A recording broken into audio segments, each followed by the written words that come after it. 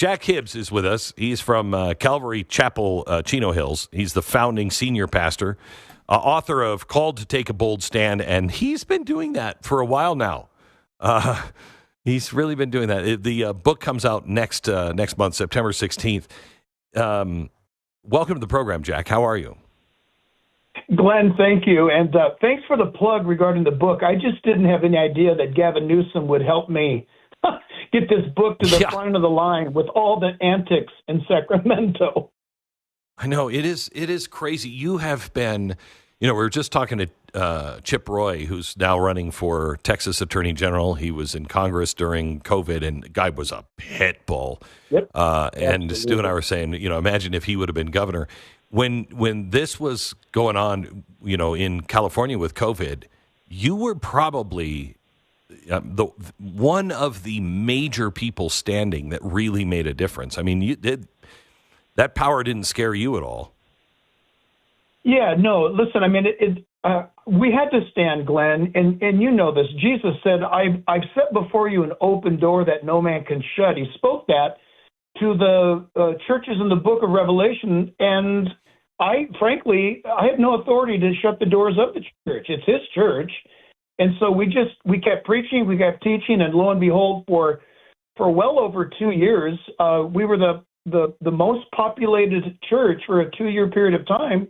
Glenn, we were seeing anywhere from 13 to 15,000 adults on a Sunday morning because people didn't have their churches open. So they came to our church, and we were grateful to teach them. All right, you're on today because you said something yesterday that I found astounding. It's about something called AB 495. I'm going to have you explain that here in a second. But you went online and you said if this passes and he signs it in, you, as a Californian, you have to take your kids and move out of the state. That's quite a statement. Yeah, listen, it made me sick to say it. It's 100% true. It's the last thing a pastor wants to say to his congregation, but it's that bad. As I explained the bill in a moment to you, it is that bad, and it's not my opinion. I've been counseled by legal on how bad it is. And so when I said to the congregation, yeah, if you've got a kid in school, you got to get out. If Newsom does not veto this bill, you've got to get your kid out of California for their own safety. It's that bad. Okay, so the left, the media is saying, no, he's making all this up. It's not. Explain what's in the bill, and let me play pushback on a couple of places. Yeah, absolutely. So number one, it's Assembly Bill 495, and here's the deal. It's known as the Compassion Bill. It's a bill that Celeste Rodriguez and the entire Democrat legislature of California crafted. And now these are my words. These words are my own. The next words. It's a bill designed to stop the bad orange man because it's all about ICE and its operations in California. And here it is. If an illegal alien is abducted by ICE and their child is in a state school or a private school or even a daycare center, then this bill would allow an individual, listen, any individual can go to the website, print out the affidavit from their home. They're going to be asked a question. Did you attempt to reach the parents or the custodians or guardians of this child? Yes or no? Whatever they check, then they sign their name. They write their name. No address is required. There's no driver's license required. There is no social security number required. There's no phone number required. The person checks the box, signs the name, and then writes down the child's name that they are withdrawing from the school for the child's own safety under the whole ruse that their parents or parent was captured by ICE. Here's the crazy thing, Glenn, is that in California, the California Education Code, we already have this. It's California Education Code 234.7.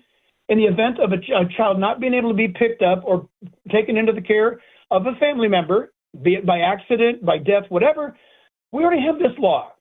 So the reason we are freaking out about this law and making it loud is the fact that Who is that person who downloads and prints out that affidavit? It can be anybody. The bill literally states they don't have to be a relation. It can be anyone who's possessing this affidavit that is downloadable and printable at your own home. So theoretically, Glenn, somebody could be down the street from your grandkids or from your children, and they can see that you go to work at a certain time of day. They know that your kid goes to a certain school. They can go to that school with that affidavit, extract your child out. Here's the punchline. Because it's an affidavit, the school cannot refuse the requester of that child. When you, Glenn, go back to pick up your child at the end of the day, the school is under no obligation to tell you who it was or where they went. And that's why we've got, and I'm not going to name the names yet, but we've got great legal minds that are nationally recognized that have reviewed this bill. And Glenn, this is so important. They said in almost everything we do, the devil is in the details, the fine print. They said, not this one. This bill is so vague that it would be hard to defend a parent trying to get their child or find their child because it is so loosely and so broadly written, so vague. And Glenn, we've been told that is the worst thing that you can have happen in California's government because our legal system, the judges, you name it, it is a dangerous bill, Assembly Bill 495.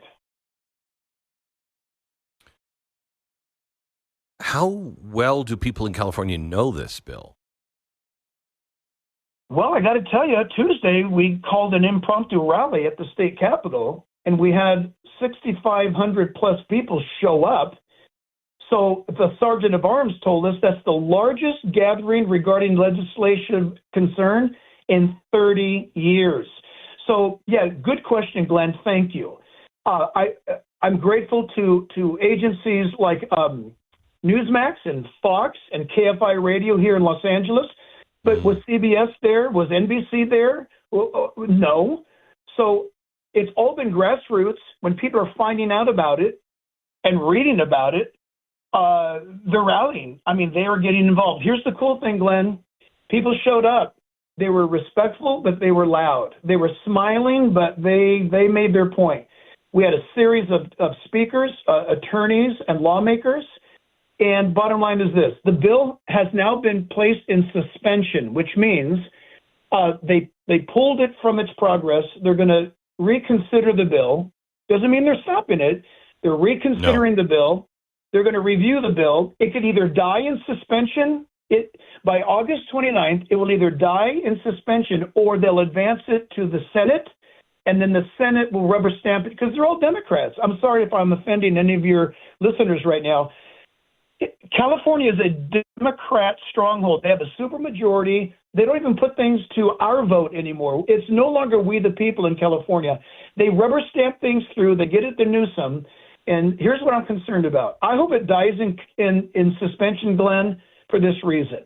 They're getting so much heat. We've had 4 Democrat senators tell us this publicity, that crowd on Tuesday is killing us. Hey, that's good news.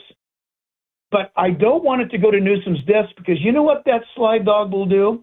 He may veto it and then come out and say, see how big of a moderate I am? I put this bad bill away, so vote for me in 2028. Glenn, we're going to make sure that the Democrats of California and Newsom at the front of the line wears the scarlet letters of AB 495. What are your plans now in the next 2 weeks? Next 2 weeks, we got people praying. We've got a website called realimpact.us. Please, everybody go to it. You can get your marching orders there. Realimpact.us. It's going to show you the progress of the bill. It's going to show you who to call. What state senator is your state senator? Give them a call. Tell them. Oppose it. Kill it. We just didn't rally, Glenn. We gave people that day after the public speakers. We then immediately held a 30-minute class at the state capitol steps. This is where you go to your legislator. This is how you lobby them, and let's go. And hundreds of people went to their state legislator on Tuesday and demanded that their senator and their assembly person speak up against the bill. It was absolutely epic. Again, largest crowd in 30 years at the California State Capitol. Well, Jack, thank you for everything that you're doing. I can't imagine what it's like to live in California, where it seems like every day they're doing something else to injure the people and the families of California. It's why I live in Texas. Why I'm moving to Florida. I'd live in either one of those states, but man, I could never live in California. And I've always wanted to live in California. It was a beautiful, beautiful state. And now it's an insane asylum. Yeah, Glenn, it is. And, in fact, just flying up there, you know this state well, flying up there. So we left John Wayne Airport, absolutely gorgeous. We flew up the Central Valley, incredible crop fields growing beautiful. I could see Half Dome and El Capitan to my right. We could see the fog along the California coastline to the left. Coming into Sacramento, again, everything's beautiful, growing, fantastic, until you get close enough to the ground to see the devastation that Newsom has allowed to happen to our cities, to our towns. And even though we're still growing crops in California, that is in spite of his wickedness to cut off water to our growers, to make life here as miserable as possible. And this guy wants to run for president. People need to wake up, Glenn, nationally and rally with us, because if you don't like California people, you need to help us, because Newsom is coming for America. And he's the worst possible thing. But, Glenn, I'm concerned because he's tall, dark, and handsome, so to speak, right? He's got the hair. He's got the voice. He sounds like Batman. He's cool looking until you listen to his policies. The guy's diabolical, and we must stop this advancement of wickedness. I will tell you, I don't think the rest of America is falling for him. But then again, I didn't think that you could have a socialist and Islamist run and win in New York. So what do I know? Jack, thank you so much again, everything that you do. You can go to jackhibbs.com. What is the other website you just gave me? Yeah, Real Impact, like real, reality, Real Impact, like a punch, impact.us, realimpact.us. Thank you very much, Jack. Appreciate it.